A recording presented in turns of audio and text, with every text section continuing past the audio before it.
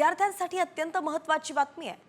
Dummy शाळांमध्ये प्रवेश घेणाऱ्या मुलांना 12वीची परीक्षा देता येणार नाही असा थेट इशारा सीबीएसईनं दिलेला आहे। डमी शाळांमध्ये प्रवेश घेतल्याच्या दुष्परिणामांची जबाबदारी स्वतः विद्यार्थी आणि त्यांच्या पालकांची असेल असं सुद्धा सीबीएसईनं स्पष्ट केलंय। विद्यार्थ्यांना वर्गात 75% उपस्थिती अनिवार्य आहे। पुढच्या शैक्षणिक वर्षापासून हा निर्णय लागू होण्याची शक्यता आहे।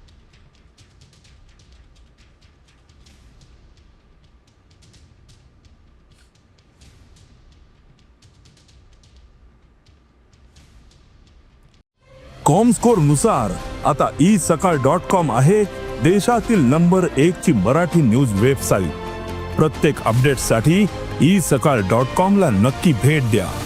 विद्यार्थ्यांसाठी अत्यंत महत्त्वाची बातमी आहे।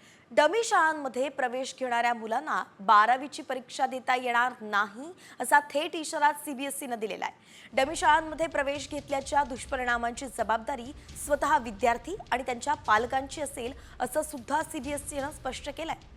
विद्यार्थ्यांना वर्गात 75% उपस्थिती अनिवार्य आहे। पुढच्या शैक्षणिक वर्षापासून हा निर्णय लागू होण्याची शक्यता आहे।